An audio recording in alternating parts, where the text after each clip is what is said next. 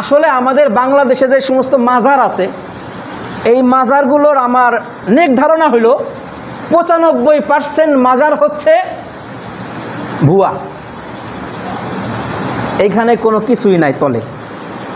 95% মাজার, 95% মাজার ভুয়া, এর নিচে কিছুই নাই। দেখেন গিয়া আপনি খোঁজ নেন, কারণ মাজারের নামগুলো দেখে তো আপনার একটু চিন্তা করা দরকার। টং টং শাহ,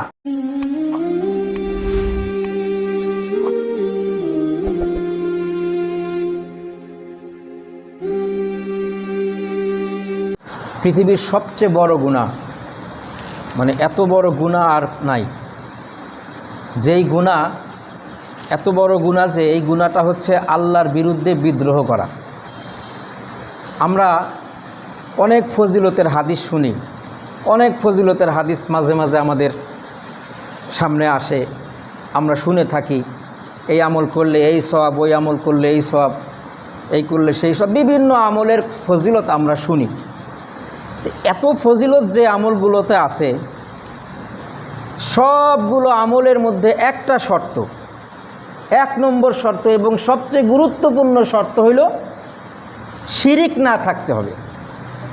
এই জুমার নামাজে আগে আগে আসলে যে আমি যে সওয়াবের কথা বলি, প্রত্যেক কদমে কদমে 1 বছরের তাহাজ্জুদ নামাজের সওয়াব আল্লাহ পাক আমলনামায় দান করেন, এত সওয়াব। এরপরে আরও যে বিভিন্ন আমলের সওয়াবের কথা আমরা শুনি, সবগুলো আমলের যে সওয়াব, এইগুলো পাওয়ার জন্য একমাত্র শর্ত হলো তার মধ্যে শিরিক না থাকতে হবে, শিরিকের গুনাহ না থাকতে হবে। যদি কোনো মানুষ শিরিকের গুনায় লিপ্ত থাকে, তার দ্বারা সামান্য পরিমাণ শিরিক হয় আর সে ওই শিরিক ছেড়ে দেয় নাই, আল্লাহ পাকের কাছে নতুন করে ঈমান নবায়ন করে নাই, তাহলে সে কোটি কোটি বছর ইবাদত করলে তার একটা ইবাদতের সামান্য পরিমাণ দামও আল্লাহ পাকের কাছে নাই। কোটি কোটি বছর যদি ইবাদত করে, যার মধ্যে শিরিকের গুনাহ আছে যার আমলনামায়, এই লোকটা কোটি কোটি বছর যদি ইবাদত করে, তাহলে কোটি কোটি বছরের ইবাদতের কোনো দাম নাই। আল্লাহ তাআলা মুশরিক যারা শিরিক করে মারা যায়, এদের ব্যাপারে আল্লাহ পাক বলছেন ইন্নামাল মুশরিকুনা নাজাসুন। এই মুশরিকটা হলো নাপাক। পায়খানা যেরকম নাপাক, পেশাব যেরকম নাপাক, এর চেয়ে বড় নাপাক হলো মুশরিক, যার মধ্যে শিরিকের গুনাহ আছে। এত বড় মারাত্মক একটা পাপ। এবং এই শিরিকের গুনাহ হচ্ছে আল্লাহ পাকের সাথে বিদ্রোহের শামিল। একজন মানুষ শিরিক করে না, আল্লাহ পাকের সাথে বিদ্রোহ করে, আল্লাহর সাথে বিদ্রোহ করে। এই জন্য আল্লাহ সুবহানাহু ওয়া তাআলা শিরিককে বলছেন মহাজুলুম। জুলুম বলা হয় ওয়াজউশ শাইই ফি গায়রি মাহাল্লিহি, অর্থাৎ যে জিনিস যেখানে রাখার দরকার ওইটা ওই জায়গায় না রেখে অন্য জায়গায় রাখার নাম হলো জুলুম। তো আল্লাহ পাক হলো একত্ববাদের হকদার, আল্লাহ পাককে এক বলে মানবে, এটা হচ্ছে বান্দার উপরে আল্লাহর হক। এখন যদি কোনো বান্দা আল্লাহ পাককে এক বলে না মানে, তার সাথে শিরিক করে, ইয়াত্তাখিযু মিন দুনিহি আনদাদা, আল্লাহ ছাড়া অন্যদেরকেও আল্লাহর সাথে শরীক সাব্যস্ত করে, তাহলে এই লোকটা আল্লাহর সাথে জুলুম করলো, আল্লাহর সাথে সে জুলুম করলো। ইন্না শিরকা লা যুলমুন আযীম, শিরিক হচ্ছে মহাজুলুম, এর চেয়ে বড় জুলুম আর হতে পারে না। একজন বান্দা তার খোদার উপরে, একজন বান্দা তার প্রভুর উপরে, তার রবের উপরে জুলুম করে শিরিকের মাধ্যমে। এত মারাত্মক গুনাহ। যারা শিরিক করে তাদের সমস্ত আমল, কোরআন শরীফের পাতায় পাতায় শিরিক যারা করে তাদের সব আমল বরবাদ। হাবিতাত আমালুহুম, হাবিতাত আমালুহুম, তাদের সমস্ত আমল বরবাদ হয়ে যাবে। হাবিতাত মানে হলো একেবারে নিশ্চিহ্ন হয়ে যাওয়া। তাদের আমলের কোনো দাম আল্লাহ পাকের কাছে নাই। আপনি অনেক নামাজ পড়েন, অনেক রোজা রাখেন, হজ করেন, যাকাত দেন, দান সদকা, কোনো কিছুই বাদ দেন নাই, কিন্তু আপনার আমলের মধ্যে সামান্য শিরিক আছে। আপনার এই আমলের এক ফোঁটা, এক চুল পরিমাণ দামও আল্লাহ পাকের কাছে নাই। শিরিক এত মারাত্মক গুনাহ, এত মারাত্মক গুনাহ। এমনকি যারা মুশরিক, এদের জন্য মাপ চাওয়ার অনুমতি নেই। কোরআন শরীফে আসছে সূরা তাওবার 113 নম্বর আয়াতে আল্লাহ পাক বলছেন, আল্লাহ রাসূলের চাচা আবু তালেব ইসলামের জন্য কি না করছে। আল্লাহ রাসূল সাল্লাল্লাহু আলাইহি সাল্লাম যখন সমস্ত আরবের লোকেরা তাকে বয়কট করলো, সবাই তাকে ছেড়ে দিল, তার সাথে সমস্ত সামাজিক লেনদেন বন্ধ, বিবাহ শাদী বন্ধ, কোনো কিছু বিক্রি করবে না, তাকে এক ফোঁটা খাবার কেউ দিবে না। সে আবু তালেব দুই পাহাড়ের মাঝখানে একটা জায়গায় প্রায় 3 বছর পর্যন্ত আবু তালেব আল্লাহ রাসূলের সাথে ছিলেন। ইসলামের জন্য এমন কোনো খেদমত নাই যা তিনি করেন নাই। নিজের জান দিয়া, প্রাণ দিয়া মুহাম্মাদুর রাসূল সাল্লাল্লাহু আলাইহি সাল্লামের হেফাজত করছেন এই লোকটা। যখন তিনি মারা যান, শিরিক নিয়ে মারা গেছেন। আল্লাহ রাসূলের মনে চাইছে তার চাচার জন্য তিনি দোয়া করবেন, দোয়া করছেন যে আল্লাহ আপনি আমার চাচারে মাফ করে দেন। এই কথা বলার পরে আল্লাহ পাক আল্লাহ রাসূলকে ধমক লাগাইছেন, এই মা কানা লিন নাবিয়্যি ওয়াল্লাযীনা আমানু ইয়াস্তাগফিরু লিল মুশরিকিন, কোন নবীর জন্য, কোন মুমিনের জন্য এটা উচিত নয়, এই অধিকার তার নাই যে সে মুশরিকের জন্য মাপ চাইবে। এই অধিকার তার নাই। কোন সাহসে মাপ চান আপনি? মুশরিকের জন্য মাপ চাওয়ার কোনো অনুমতি নাই। মা কানা লিন নাবিয়্যি ওয়াল্লাযীনা আমানু ইয়াস্তাগফিরু লিল মুশরিকিন, যদিও ওয়ালাউ কানা উলি কুরবা, আত্মীয় হয়, নিজের বাবাও হয়, নিজের ভাইও হয়, এরপরেও মুশরিকের জন্য মাপ চাওয়ার কোনো অনুমতি নাই। আল্লাহ তো মাফ করবে না। ইন্নাল্লাহা লা ইয়াগফিরু আন ইউশরাকা বিহি ওয়া ইয়াগফিরু মা দুনা যালিকা লিমান ইয়াশা। আল্লাহর সাথে শিরিক করাকে আল্লাহ কোনোদিনও মাফ করেন না। ওয়া ইয়াগফিরু মা দুনা যালিকা লিমান ইয়াশা। আর শিরিক ছাড়া যত গুনাহ আছে ওই সমস্ত গুনাহ আল্লাহ যাকে ইচ্ছা মাফ করেন। আল্লাহ মাফ করেন না, এবং কেউ যদি ওই মুশরিকের জন্য মাফ চায় এটাও আল্লাহ পছন্দ করেন না। এবং আল্লাহ পাকের নিজের বক্তব্য হলো ইন্নামাল মুশরিকুনা নাজাসুন, মুশরিকরা হলো নাপাক, তারা হলো নাপাক। এত বড় মারাত্মক একটা গুনাহ। স্বাভাবিক কথা, আপনি যদি, আপনার সন্তান আছে একজন, তো আপনার সন্তান আপনাকেও বাবা বলে ডাকে এবং বলে যে আপনিও আমার বাবা, আপনার সাথে সাথে আমার অমুক চাচা সেও আমার বাবা, দুজনই আমার বাবা, দুজনকে আমি আব্বা বলে ডাকবো। প্রথম ইয়ার কি মনে করলে পরে আপনার মনটা খারাপ হয়ে যাবে যে বাবা হইলাম আমি, আমাকে বাবা না বইলা সে আর একজনের বাবা কয়, আমাকেও বলে তাকেও বলে, কেউ মানবে? এটা না একটা স্বাভাবিক বিষয় নয়, মানলই। আপনার স্ত্রী যদি আপনাকেও স্বামী বলে মানে, পাশের আর একজনকে স্বামী বলে মানে, আপনি মানবেন? কোনো বিবেকবান মানুষ মানবে? জীবনেও মানবে না। এখন আপনি কি আপনার স্ত্রীকে সৃষ্টি করছেন? বানাইছেন তাকে? আপনার স্ত্রীকে আপনি বানান নাই, আপনার স্ত্রীকে আপনি সৃষ্টি করেন নাই, আপনার স্ত্রীর আপনি লালন পালন, রিজিক সব কিছু আপনি দেন না, এগুলো আল্লাহ দেয়, আপনি খালি ব্যবস্থা করেন। এরপরেও যদি আপনার ওই স্ত্রী আপনাকে বাদ দিয়ে অন্য কাউকে স্বামী বলে মানে, স্বামী বলে স্বীকার করে, তাহলে এটা আপনার জন্য কষ্টকর। কোনো বিবেকবান মানুষ যার মধ্যে সামান্য বিবেক আছে সে এটা মানতে পারে না। আল্লাহ তাআলা আপনাকে সৃষ্টি করলেন, আপনার রিজিক দৌলত সব কিছু আল্লাহ দিলেন, আপনাকে লালন পালন সব কিছু আল্লাহ করলেন, আর আপনি আল্লাহর সাথে আর একজনকেও শরিক করলেন, আল্লাহ মানবেন? স্বাভাবিক কথা, এটা আল্লাহ মানার কথা না।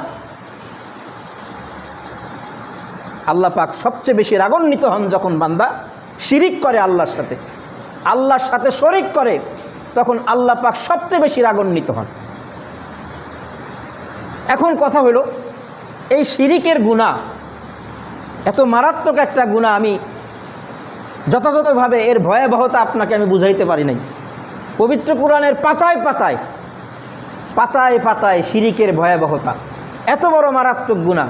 মুসলমান যদি শিরিকের গুনাহ না থাকে তাহলে একদিন না একদিন আল্লাহ তারে মাফ করবে, কিন্তু যদি তার মধ্যে শিরিকের গুনাহ থাকে আল্লাহ কোনোদিনও মাফ করবে না, কোনোদিনও মাফ করবে না। এই জন্য শিরিক থেকে বেঁচে থাকা অপরিহার্য। আপনি নামাজ যদি সারা জীবনে এক ওয়াক্ত পড়েন নাই, ধরলাম এক ওয়াক্ত নামাজও আপনি পড়েন নাই, কিন্তু আপনি শিরিকের গুনাহ করেন নাই, একদিন না একদিন আশা করা যায় আল্লাহ আপনাকে মাফ করতেও পারেন, আশা করা যায়। কিন্তু আপনি শিরিকের গুনাহ করছেন, নামাজ জীবন ভরা পড়ছেন, একবার এই ব্যাপারে নিশ্চিত থাকেন আল্লাহ আপনাকে মাফ করবে না। কোরআনের বাণী, আমার কথা না। এখন কথা হলো যে এই শিরিক থেকে আমরা তো বাঁচতে চাই, আসলে কি বাঁচি? পবিত্র কোরআনে আল্লাহ সুবহানাহু ওয়া তাআলা ইরশাদ করেন, ওমা ইউমিনু আকসারুহুম বিল্লাহ ইল্লা ওয়া হুম মুশরিকুন। অধিকাংশ ঈমান আনার দাবি করে মুসলমান, মানে মুসলমান সমাজের অধিকাংশ মুসলমান ঈমান আনার দাবি করে ইল্লা ওয়া হুম মুশরিকুন, কিন্তু তারা মুশরিক। মুখে মুখে বলে আমরা মুমিন, আমাদের ঈমান আছে, কিন্তু সে মুশরিক। এই হলো আমাদের অবস্থা। তো এখন আমাদের সমাজে বিভিন্নভাবে শিরিকের অনুপ্রবেশ ঘটে যায়। শয়তান তো চায় আমাদেরকে আল্লাহ পাকের রহমত থেকে দূরে সরিয়ে দিয়ে জাহান্নামের মধ্যে চিরদিনের জন্য নিক্ষেপ করতে, কারণ শয়তান তো চিরস্থায়ী জাহান্নামী, এবং সেও চায় যে সমস্ত আদম সন্তান যেন তার মতো তার সাথে মিলাজিলে কোথায় থাকে, জাহান্নামে থাকে চিরদিনের জন্য। এই জন্য শয়তানেরা সবসময় চায়। এ কারণে আদম সন্তানের মধ্যে শিরিকের মতো গুনাহ সহজ করে দিছে, সহজভাবে আদম সন্তানের মধ্যে শিরিকের গুনাহ ঢুকায়া দিছে। আদম সন্তান সেগুলাকে শিরিকে গুনার কাজ মনেই করে না, করতেছে অলরেডি। এখন কথা হলো, শয়তান তো আর আমার আপনার মতো বোকা না, বোকা নেই। আপনার কি ধারণা শয়তান একেবারে বোকা? তাই যদি শয়তান বোকাই হতো তাইলে সেই আদম আলাইহিস সালাম থেকে শুরু করে কিয়ামত পর্যন্ত সারা দুনিয়ার সমস্ত আদম সন্তানকে সে গোমরা করতে পারতো না। এই গোমরা করার চেষ্টা করতেছে বারবার, এক এক সময় এক এক সুরত ধরে শয়তান আসে।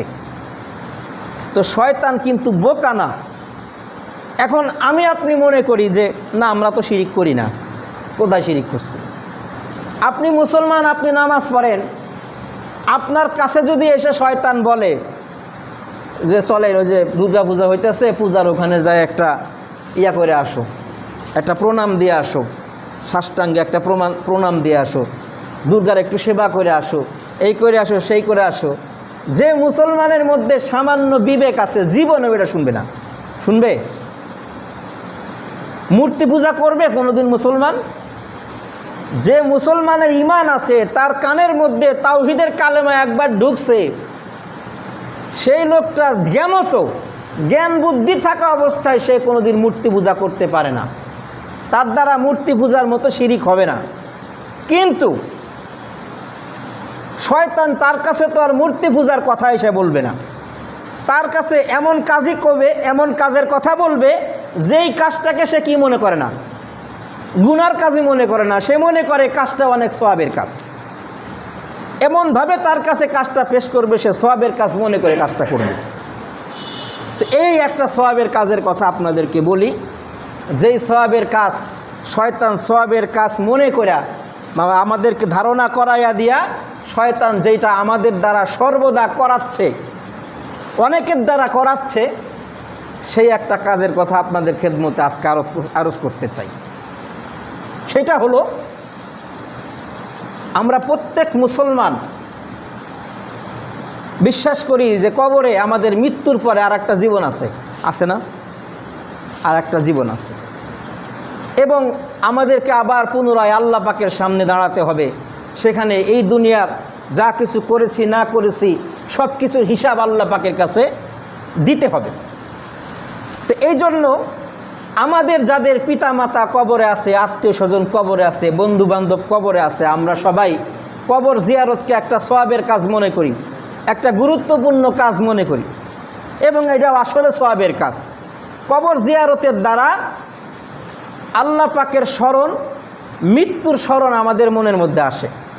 আল্লাহ রাসূল সাল্লাল্লাহু আলাইহি ওয়াসাল্লাম ইরশাদ করেন, কুনতু নাহাইতুকুম আন জিয়ারাতিল কুবুর, আমি তোমাদেরকে প্রথমে কবর জিয়ারত করা থেকে নিষেধ করছিলাম। আলা ফাজুরুহা, এখন নিষেধাজ্ঞা তুলে দিলাম। আলা ফাজুরুহা, তোমরা কবর জিয়ারত করো। ফাইন্নাহু ইযাক্কিরুকুমুল মাউত, এই কবর জিয়ারত করার দ্বারা তোমাদের মৃত্যুর কথা স্মরণ হবে। কবর জিয়ারত তোমাকে মৃত্যুর কথা স্মরণ করিয়ে দেবে। তো এখন কবর জিয়ারত করা একটা সওয়াবের কাজ, ভালো কাজ, বাবা মায়ের একটা হক, এটা আমরা বিশ্বাস করি। এবং আমরা এটাও বিশ্বাস করি যারা আল্লাহর ওলি হয়, আল্লাহর নেক বান্দা হয়, তো আল্লাহর নেক বান্দারা আল্লাহ পাকের কাছে যখন মাহবুব হয়ে যায় তখন তাদের জন্য দোয়া করা, তাদের জন্য তাদেরকে তাজিম করা, তাদেরকে মহাব্বত করা অনেক বড় ভালো একটা কাজ। মান হাব্বা কওমান ফাহুয়া মিনহুম, যেই সম্প্রদায় কোনো কাউকে ভালোবাসে সেও তাদের অন্তর্ভুক্ত হয়ে যায়। তো এই জন্য নেককার লোকদেরকে ভালোবাসা, আল্লাহর ওলিদেরকে ভালোবাসা, এটা সবাই জানি। এখন শয়তান আমাদেরকে এই পথে, একটা ছোট্ট সূক্ষ্ম পথ, এই পথে আমাদেরকে ধোঁকা দিয়ে আমাদেরকে মুশরিক বানানোর চেষ্টা করে। আমরা কবরের জিয়ারত করি, আবার আউলিয়া কেরামের তাজিম করি। এখন আমাদের কাছে আইসা কবরের ব্যাপারে শয়তান আমাদেরকে ধোঁকা দিছে, যদি আউলিয়াদের তাজিমি করো, আউলিয়াদের সম্মানই করো, তাহলে আউলিয়া কেরামের কবরে সেজদা করো। কারণ সেজদা না করলে কিসের তাজিম করলা? তো মহব্বত তো আমরা সবাই করি। এই জন্য অনেক মানুষ ধোঁকায় পড়ে বোঝে নাই, সে মনে করে তাহলে তো ঠিকই সেজদা করতে হবে। তো সেজদা করার জন্য তারা আউলিয়া কেরামের কবর বেছে নিয়েছে। বাংলাদেশের অসংখ্য জায়গায় অনেক মাজার আছে, অনেক কবর আছে, যেই কবরগুলোতে মানুষ এই কবরের সামনে সেজদা করে, কবরকে সেজদা করে। যেই সেজদা একমাত্র আল্লাহর হক, ইন্নাল মাসাজিদ লিল্লাহ, যেই সেজদা একমাত্র আল্লাহর হক, আল্লাহ ছাড়া কোনো মাখলুককে সেজদা করা হারাম হারাম হারাম। এই সেজদা মাখলুককে জীবিত আল্লাহর ওলিদেরকেও দিচ্ছে, আবার যারা মারা গেছে তাদের কবরেও দিচ্ছে। আল্লাহ রাসূল সাল্লাল্লাহু আলাইহি ওয়াসাল্লাম ইরশাদ করেন, লাউ কুনতু আমিরান আহাদান আই ইয়াসজুদ আলি আহাদিন, আমি যদি কাউকে আদেশ করতাম কাউকে সেজদা করতে, লা আমারতুল মারআতা আন তাসজুদ আলি যাওজিহা, তাহলে আমি মহিলাদেরকে আদেশ করতাম তার স্বামীকে সেজদা করতে।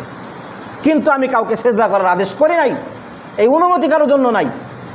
সাহাবায়ে কেরাম আল্লাহ রাসূলের কাছে এসে বলছে, হুজুর আমরা দেখলাম বিভিন্ন ধর্মের লোকেরা তাদের যারা ধর্মীয় নেতা এদেরকে সেজদা করে, এখন আমরা চাই আপনাকে সেজদা করতে, কারণ আমরা আপনাকে মহব্বত করি। তখন আল্লাহ রাসূল বলছিলেন যে আমি কি খোদা? এই পৃথিবীতে সেজদা করলে একমাত্র কাকে করতে হবে? আল্লাহকে করতে হবে। এই জন্য এখন শয়তান আমাদেরকে বুঝাইছে যে আল্লাহর ওলি, তাদেরকে তো তাজিম করতে হবে, মহব্বত করতে হবে, এটা তো আমরা জানি। তো মহব্বত করতে হবে, তাহলে মহব্বত কিভাবে করব? সেজদা করার মধ্যে। আল্লাহর ওলির কাছে আমরা মনে করি মানুষ যত বড় আল্লাহর ওলি হোক সে কি নবী হতে পারে? একজন নবী যত বড় নবী হোক সে কি খোদা হতে পারবে? তো কাউকে সন্তান দেওয়া, কারোর রিজিক দেওয়া, কারো বিপদ আপদ দূর করা, কাউকে কোনো কিছু দেওয়া না দেওয়া, এই অধিকার একমাত্র আল্লাহর। এই অধিকার কার? একমাত্র আল্লাহর। এখন আমরা, শয়তান আমাদেরকে বুঝাইছে, ধোঁকায় পড়ে গিয়া আমরা কবরের কাছে গিয়া, আল্লাহর ওলির কবরের কাছে গিয়া আমরা কি বলি? আমার সন্তান দাও, ব্যবসায় বরকত দাও, এই দাও সেই দাও, কবরের মধ্যে সেজদা লাগাইয়া দিই। তো এইভাবে শয়তান আমাদের মধ্যে শিরিক ঢুকাইয়া দিছে। আমাদেরকে দিয়ে মূর্তি পূজা কখনো করানো সম্ভব না, কিন্তু আমাদেরকে দিয়ে কবর পূজা করা সম্ভব। এখন এই কবর পূজা করানোর জন্য বিভিন্ন মাজারের সৃষ্টি হয়েছে। এই মাজারগুলো অনেক আল্লাহর ওলি বাংলাদেশে, ভারতে, আমাদের দেশে শাহজালাল ইয়ামানি, শাহপরান ইয়ামানি, ভারতীয় উপমহাদেশে যদি আমার খাজা মঈনুদ্দিন চিশতি রহিমাহুল্লাহ, মুজাদ্দিদ আল ফেসানি রহমাতুল্লাহ আলাই, উনাদের মতো এই সমস্ত আল্লাহর ওলিরা যদি আমাদের উপমহাদেশে না আসতেন, হয়তো আমাদের দেশে ইসলামের নামও খুঁজে পাওয়া যাইতো না, নামও খুঁজে পাওয়া যাইতো না। শাহজালাল, শাহপরান, জুনায়েদ বাগদাদি, অনেক বড় বড় আল্লাহর ওলি আমাদের উপমহাদেশে আসছেন। এই আল্লাহর ওলি ওনারা এই উপমহাদেশে আসছেন শিরিককে দূর করার জন্য, কিন্তু আমরা তাদের কবরকে বানাইছি শিরিকের জায়গা। তার কবরকে আমরা সেজদা করা শুরু করতেছি। এখন বিভিন্ন জায়গায় একটা কবরের মধ্যে চারপাশে বাউন্ডারি দিয়া, উপরে গম্বুজ তুলে দিয়া, সেখানে আমরা সেজদা করা শুরু করি, ইবাদত করা, উপাসনা করা শুরু করে দিই। এখন এটা কি কতটুকু ঠিক? আল্লাহ রাসূল সাল্লাল্লাহু আলাইহি সাল্লামের তার ওয়াফাতের আগে, ওয়াফাতের কিছুক্ষণ আগে, গুরুত্বপূর্ণ, কতটা গুরুত্বপূর্ণ কথা এটা, যে একজন মানুষ যখন মারা যায়, তো মারা যাওয়ার সময় যেই কথাটা বলে এর চেয়ে বড় গুরুত্বপূর্ণ কথা আর নাই। আল্লাহ রাসূল বললেন, লাআনাল্লাহুল ইয়াহুদা ওয়ান নাসারা, আল্লাহ তাআলা ইহুদি এবং খ্রিস্টানদের উপর লানত করুক। ইত্তাখাযু কুবুর আম্বিয়াইহিম ওয়া সালিহিহিম মাসাজিদা, তারা তাদের নবীদের কবরকে, তারা তাদের ওলিদের কবরকে সেজদার জায়গা বানায় ফেলছে। ফালা তাত্তাখিযু কবরি মসজিদা, তোমরা আমার কবরকে সেজদার জায়গা বানায়ো না। ফাইন্নী আনহাকুম আনহু, আমি তোমাদেরকে নিষেধ করতেছি, আমার কবরকে সেজদার জায়গা বানায়ো না তোমরা।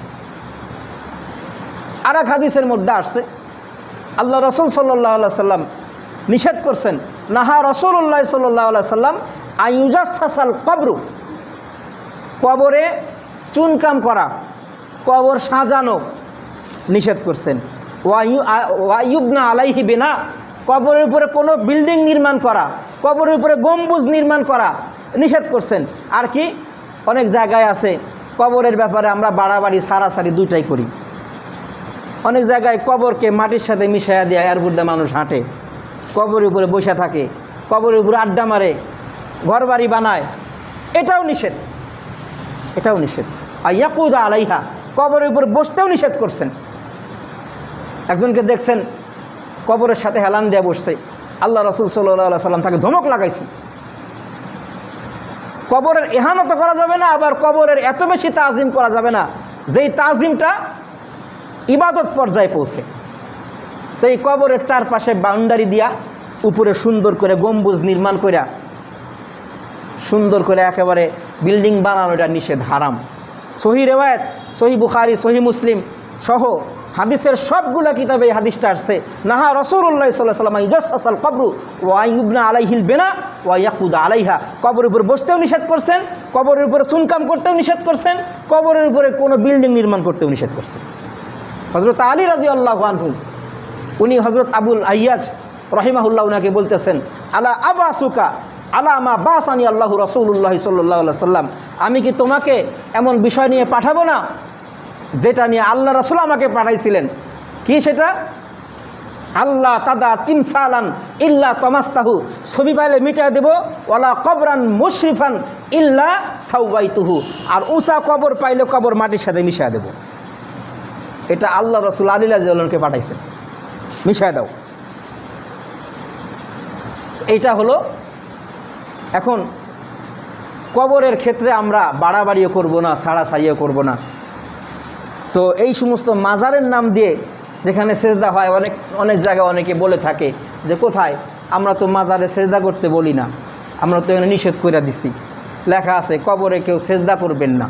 অনেক বড় বড় মাজারে লেখা আছে, লেখা তো আছে, লেখা তো সিগারেটের গায়ের প্যাকেটের গায়েও লেখা থাকে, সংবিধিবদ্ধ সতর্কীকরণ, সিগারেট ধূমপান স্বাস্থ্যের জন্য ক্ষতিকর, ধূমপান ক্যান্সারের কারণ, বিভিন্ন কিছু লেখা থাকে, লেখা থাকে না? তো কবরের কাছে ওইভাবে লেখা রাখছে, আর ঠিকই সেজদা হচ্ছে, ঠিকই সেজদা হচ্ছে। এখন মাজারগুলো, যে সমস্ত মাজার আছে, তো মাজারের মধ্যে যদি সত্যিকারের আল্লাহর ওলি থাকে তো অবশ্যই কবরের ইহানত করা যাবে না, কবরকে লাঞ্ছিত করা যাবে না, কবরের ক্ষতি করা যাবে না। কিন্তু বাস্তবে মাজারের মধ্যে, মাজারে আসলে আল্লাহর ওলি আছে কি নাই, এটাও আমাদের একটা চিন্তার বিষয়, চিন্তার বিষয়। মাজারের তাজিম আমরা এত বেশি করি। এই যে আমাদের ফরিদপুরে যাইতে রাস্তার মাঝখানে একটা মাজার আছে না, বিসমিল্লা শাহ, বিসমিল্লা শাহ মাজার, অনেক মানুষ দেখি দাঁড়ায় দাঁড়ায় ওখানে টাকা দেয়। টাকা দেন না আপনি? কত গরিব মানুষ না খায়া থাকে, কত মানুষ তার অবিবাহিত কন্যাকে বিবাহ দিতে পারতেছে না, না খায়া থাকে, চিকিৎসার অভাবে মরতেছে। আপনি জিন্দেগিতে ওই মানুষগুলোর খোঁজ নেন না, কিন্তু ওই কবরের মধ্যে আপনি কাকে টাকাটা দিলেন? টাকাটা আপনি দিচ্ছেন কাকে? একবার চিন্তা করছেন? আপনি বিবেকের কাছে প্রশ্ন করেন, মরা মানুষের টাকার কিসের দরকার? ধরলাম ওইখানে বিসমিল্লাহ শাহ রহমাতুল্লাহ আলাইহি আছেন একজন, তিনি শুয়ে আছেন, তো আপনি টাকা বিসমিল্লাহ শাহকে দিয়ে কী করবেন? তিনি টাকাতে কী করবে? এটা ভাবেন না? একটা কথা মনে রাখেন, বাংলাদেশের বড় বড় যে মাজারগুলা, এই সবগুলা মাজার হচ্ছে ওই হাট এবং ঘাট যেভাবে ডাকা হয় ইজারাদারি, ঠিক এইভাবে ইজারাদারি। শাহ আলীর মাজার, গোলাপ শাহর মাজার এবং বড় বড় যে মাজারগুলো আছে এই সবগুলো মাজার ইজারা সিস্টেম। কারণ কাজা লাগবে, একজন লোক সরকারের ঘরে ডাক দিয়ে টাকা দিয়ে আসে আর সারা বছর টাকা উঠে আসে নেয়। এই সিস্টেম না হলে তো বিসমিল্লাহ শাহর মাজার নিয়ে কয়বার ঝগড়া লেগে যাইতো, লাগছে? ওটা ইজারাদার সিস্টেম। তা আপনি টাকাটা হাটে দেন আর ঘাটে দেন, এই সিস্টেমে আপনি মাজারে দিচ্ছেন। তো এই গরিব মিসকিনকে আপনি দেন। কত গরিব মিসকিন না খেয়ে থাকে, এদের খোঁজ খবর না নিয়া কবরের মধ্যে মৃত একজন আল্লাহর ওলি শুয়ে আছেন, তাকে আপনি দেন। এখন একটা কথা, যে সত্যিকারে এই কবরের মধ্যে আসলে আল্লাহর ওলি শুয়ে আছেন কি না আছেন, এটাও একটা চিন্তার বিষয়, এটাও একটা গবেষণার বিষয়। বিসমিল্লাহ শাহ নামে কোনো ব্যক্তি ওইখানে ছিল কি না কখনো চিন্তা করে দেখছেন? ভাইবা দেখছেন? আসলে আমাদের বাংলাদেশে যে সমস্ত মাজার আছে, এই মাজারগুলোর আমার নেক ধারণা হইল 95% মাজার হচ্ছে ভুয়া। এইখানে কোনো কিছুই নাই তলে। 95% মাজার, 95% মাজার ভুয়া, এর নিচে কিছুই নাই। দেখেন গিয়া আপনি খোঁজ নেন, কারণ মাজারের নামগুলো দেখে তো আপনার একটু চিন্তা করা দরকার। টং টং শাহ, কবরের নাম কি? টং টং শাহর মাজার। একটা কবরের নাম হলো টং টং শাহ, আর একটা কবরের নাম হলো এই কি চটপটি শাহ। চটপটি, এই যে আমরা খাই না চটপটি, চটপটি শাহর মাজার। এগুলো আছে, আমি দেখে বলতেছি, আন্দাজি বলি নেই। চটপটি শাহর মাজার, খেতা শাহর মাজার, লিচু শাহর মাজার, এগুলো হচ্ছে নাম। এরপরে সিল খাওয়া দরবেশের মাজার, সিল খাওয়া দরবেশ। নামগুলা দেখছেন খেয়াল করে? আরেকটা আশ্চর্যজনক ঘটনা আপনাদেরকে বলি। আমি পুরান ঢাকায় লেখাপড়া করছি। তো পুরান ঢাকায় বুড়িগঙ্গা নদীর তীরে তো হলো মাদ্রাসা ফরিদাবাদ। তো ওই ফরিদাবাদের ওই বুড়িগঙ্গার তীরে অনেকগুলো মাজার আছে। মোতালেব শাহ, কদম আলী মাস্তান, আরও কয়েকটা মাজার। তো একটা মাজার আমি তেমন মেলা দিন ধরে দেখি নাই। হঠাৎ করে নদীর পাড়েই, অর্থাৎ যেখানে ট্রাকের স্ট্যান্ড আছে, আলমগঞ্জ বলা হয় জায়গাটার নাম, নদীর পাড়ে হঠাৎ করে একটা মাজারের সৃষ্টি হয়ে গেল, উরুস শুরু হয়ে গেছে। এখন পীরের নাম দিছে কি গঙ্গা শাহ। কি নাম? মানে ওই কবরের নিচে যে শুয়ে আছেন তার নাম হলো গঙ্গা শাহ। গঙ্গা শাহ নাম কেমনে দিছে বুঝছেন তো? কারণ ওই নদীর পাড়ে, তো নদীর নাম হলো বুড়িগঙ্গা। এখন পীরের নামটা কি দিবে? কবর তো আসলে নাই, দিতে তো হবে, এই জন্য নাম দিছে কি গঙ্গা শাহ।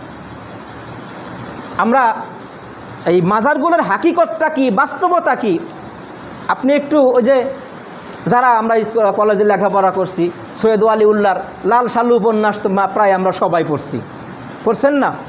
তো লাল সালু উপন্যাসের মধ্যে এই মজিদ মিয়া যেইভাবে মাজার সৃষ্টি করে, অধিকাংশ মাজার এইভাবে সৃষ্টি হয়েছে। আর একটা গল্প আপনাদেরকে শোনাই, একটা গল্প শোনাই, মাজার সৃষ্টির একটা গল্প আর একটা সত্য ঘটনা। এই দুটা জিনিস আপনাদেরকে শোনাবো। প্রথমটা গল্প দিয়ে শুরু করি।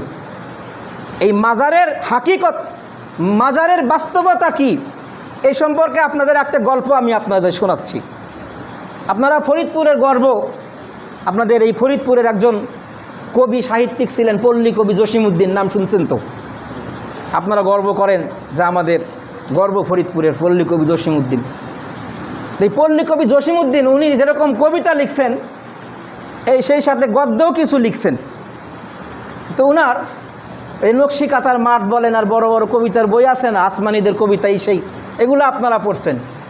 আমি ছোটোবেলায় পল্লী কবি জসিমউদ্দিনের একটা গদ্যের বই পড়ছিলাম, সংগৃহীত উনার পক্ষ থেকে সম্পাদিত, বাঙালির হাসির গল্প। বইয়ের নাম হলো বাঙালির হাসির গল্প, 2 খণ্ডে লেখা। তো 2 খণ্ডের দ্বিতীয় খণ্ডের শেষ গল্পের নাম হলো শিয়ালশা পীরের দরগা। শিয়ালশা পীরের দরগা। গল্পটা হচ্ছে, রহিমউদ্দিন নামে এক ব্যক্তি কয়টা সুপারি ঝাঁকাই করে নিয়ে হাটে যাচ্ছে। তো হাটে যাওয়ার পথে এক জায়গায় 3 রাস্তার মোড়ে ওইখানে শিয়ালের রাত্রে পায়খানা করে রাখছে, সে দেখে নাই। তো হঠাৎ করে শিয়ালের বিষ্ঠার মধ্যে পাও লাইগা আচার খাইয়া গেছে পইরা। তো পইরা গেলে মাথার ঝাঁকার সব সুপারি ছড়াইয়া পড়ছে। তো ছড়াইয়া পড়া কিছু সুপারি শিয়ালের বিষ্ঠার মধ্যে গিয়া পড়ছে। তো এখন আশেপাশের যে সুপারিগুলো আছে এগুলো সে তুলা ঝাঁকার মধ্যে নিচে, বিষ্ঠার মধ্যে যেগুলো আছে ওগুলো তো আর তুলবে না, ওগুলো না তুলে চলে গেছে হাটে তাড়াতাড়ি। এরপরে রহিমউদ্দিন ওইখান দিয়ে যাওয়ার পরে এক পানওয়ালা যাইতেছিল। ও পানওয়ালা আবার চিন্তা করে দেখছে, কী রে এখানে সুপারি রাখছে, নিশ্চিত এখানে কোনো আল্লাহর ওলি বা বুজুর্গ কেউ আছে, পীর ফকির, না হলে পরে কে সুপারি দিছে কে। তো ও কয়টা পান ওইখানে রেখে গেছে। এরপরে পেঁয়াজের ব্যাপারী, রসুনের ব্যাপারী, বিভিন্ন ব্যাপারী যায় আর কিছু কিছু রেখে যায়। মোটামুটি একটা খাবারের স্তূপ হয়ে গেছে। তো রহিমউদ্দিন হাট থেকে ফেরার পথে দেখে যে অবস্থা। তাড়াতাড়ি করে যে জিনিসগুলো ছিল ঝাঁকার মধ্যে তুলে বাড়িতে নিয়ে গেছে। বৌজি গেছে, তুমি কয়টা সুপারি নিয়ে গেলা, এত কিছু কিনলা কেমনে? এই চুপ থাক, কথা কইস না, আমি আজকে আমার ভাগ্য খুলে গেছে। ই কর, তো লাল শাড়িটা দে। তো লাল শাড়িটা নিয়ে চারপাশে সুন্দর করে বাউন্ডারি করে লাল সালুদের ঢেকে দিয়া কিস্তি টুপি একটা মাথায় দিয়া রহিমউদ্দিন তসবি নিয়ে বসে গেছে। পরের দিন সকালবেলা লোকজন দেখে যে ওইখানে বিশাল এক আল্লাহর ওলির মাজার, এবং রহিমউদ্দিন বলতেছে এটা হলো হযরত শিয়াল শাহ পীরের দরগা। কার দরগা? শিয়াল শাহ পীরের দরগা। এবং এই দরগায় যে মান্যত করবে তার সব মান্যত পূরণ হবে, এবং এই দরগার মাটি যে খাবে তার সব রোগ সেরে যাবে। এখন কথা হইল, আমাদের যে বলছিলাম না গত সপ্তাহে হুজুগে বাঙালি, কি হুজুগে বাঙালি, 2-4 জনের রোগ ঝড়ে বগিলা মরে ফকিরের জহুরা বাড়ে, এরকম তো হয়। ওষুধ ছাড়াও তো রোগ সারে, মাঝে মাঝে সারে না। তো হঠাৎ 2-4 জনের সারছে, সারলে পারে সারা এলাকায় প্রচার করা শুরু করছে যে ওইখানে এমন এক মাজার আছে, ওই মাজারের মাটি খাইছিলাম আর আমার এই অবস্থা। এই হলো একটা গল্প, শিয়াল শাহ পীরের দরগা, জসিমউদ্দিনের লেখা। বাস্তবতা হতে পারে, কারণ ওনারা আশপাশে দেখেই তো লিখছে। আর আমি একটা সত্য ঘটনা আপনাদেরকে শোনাই। আমাদের গ্রামের, আমাদের গ্রাম বলতে আমাদের পাশের গ্রামে এক লোক ছোটোর থেকে দান্দাবাজ, সিটারি বাটপারি করে খায়। তো আবার মাঝে মাঝে নামাজ কালামও পড়ে। ওই যে একটা সাইনবোর্ড দেখান লাগবে, তো দেখবেন না অনেক সিটার বাটপার নামাজ পড়ে, এটা বোঝানোর জন্য যে আমি সিটারি বাটপারি ছাইড়া দিচ্ছি। তো যাই হোক, এই লোকটা আমাদের 2 গ্রাম মানে পাশের গ্রামে আর এক গ্রামে এক রাজমিস্ত্রি আছে। তো রাজমিস্ত্রির কাছে গিয়া রাত্রিবেলায় গিয়া বলছে যে ভাই, তোমার আমার একটা কবর বাধাই করে দিতে হবে, আমি তোমারে কিছু টাকা দেব বেশি করে। কত দিবে? রাত্রে বাধাই করে দেওয়া লাগবে। তো বেশি টাকা দেওয়ার লোভ দেখাইছে। তো সে রাজি হয়েছে, ঠিক আছে, কখন করা লাগবে? রাত্রে এসে করবা। জমি দেখা দিছে। তো রাত্রিবেলায় রাজমিস্ত্রি সব জিনিসপত্র নিয়ে আইছে। আর এরই মধ্যে ও ওই ইট বালু সিমেন্ট যা যা কেনা লাগে এই সব কিনা ওই একটা ক্ষেত ছিল, ক্ষেতের মধ্যে চারপাশে হলো বিভিন্ন কুশালের ক্ষেত ছিল, আর বিভিন্ন ক্ষেত ছিল। ওই ক্ষেতের মাঝখানে কেউ দেখবে না এরকম একটা জায়গায় সে গিয়া ওগুলো জড়ো করে রাখছে। তো রাত্রিবেলায় রাজমিস্ত্রিকে নিয়ে আইসা ওইখানে একটা কবরের মতো খুঁড়ছে। রাজমিস্ত্রি ধোকা দিছে যে ভাই এটা একটা কবর, একটু কবরটা বাধাই করে দিতে হবে আর কি।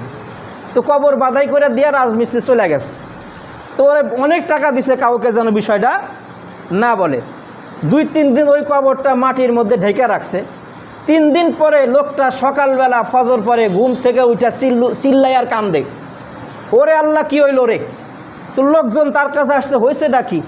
আমি স্বপ্নে দেখলাম যে আমাদের এইখানে এক আল্লাহর ওলির কবর আছে, এটা আমরা জানিও না। এখানে একজন আল্লাহর ওলির কবর উঠতেছে, কোথায় যেন হইতে উঠতেছে, আমি দেখছি। আমার ওই কবরের খেদমত করতে কইছে, মাজারের খেদমত করতে বলছে, এই জন্য আমি কাঁদতেছি। কোথায় দেখছো? এইরকম দক্ষিণ সাইডে না, মানে কিছু কিছু ঠিকঠাক কয় আর একটু উল্টাপাল্টা, মানে ও যে বানাইছে কবরের যেন মানুষ টের না পায়, চিটার। তো খুঁজতে খুঁজতে কুশাল ক্ষেতের মধ্যে গিয়া পাইছে কবর, একটা কবর উঠতেছে। পাইছি রে। এখন কি করা, তাড়াতাড়ি কুশাল কেটে চারপাশে সুন্দর করে মাটি মুটি ফেলাইয়া ওইখানে মাজারের সিস্টেম করে ফেলছে, ঘর তুলছে, গাছ লাগাইছে। ওইখানে মোটামুটি সে ওই মাজারের গদ্দিনশীন খাদেম, অনেক দিন পর্যন্ত সে ওই মাজারটা চালাইছে।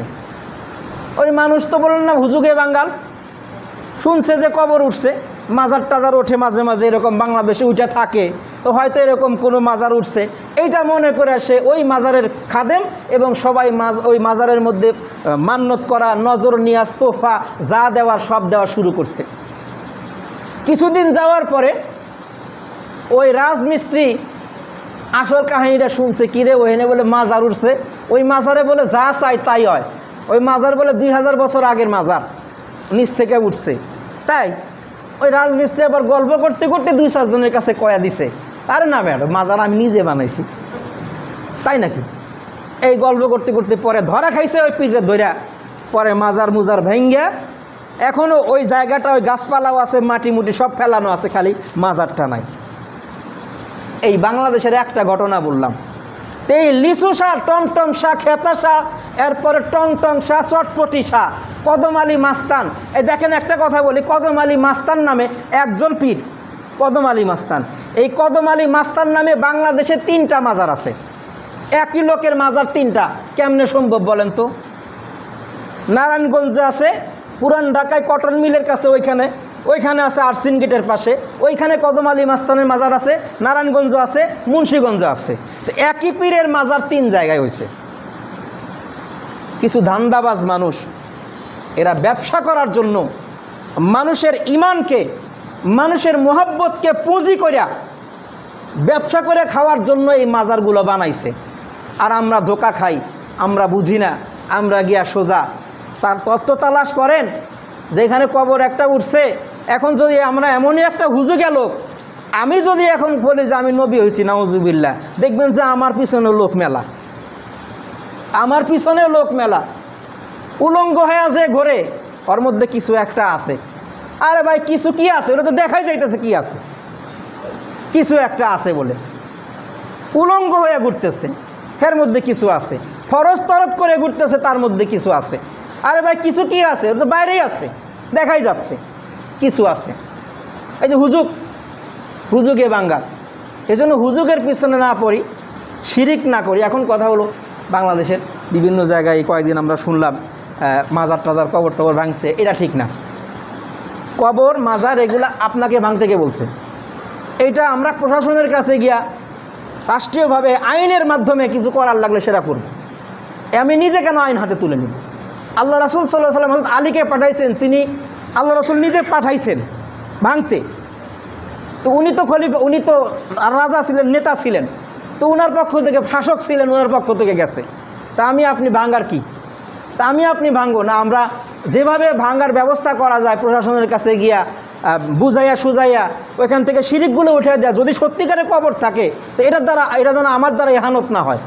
আসলে বাস্তবে যদি কবর থাকে, তো আমি বললাম যে প্রায় 95% কবরের নিচে কোনো লাশ নাই, কবরের নিচে কোনো লাশ নাই। বিসমিল্লাহ শাহ নামে কোনো আল্লাহর ওলি কোনো দিন ছিল শুনছেন? এই ফরিদপুরে বিসমিল্লাহ শাহ নামে কেউ একজন ছিল, শুনছেন নি?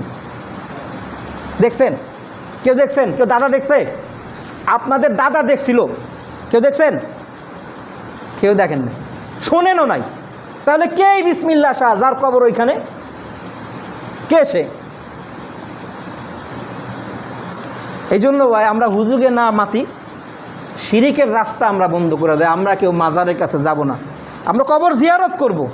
আল্লাহর ওলিদের কবর জিয়ারত করতে পারি।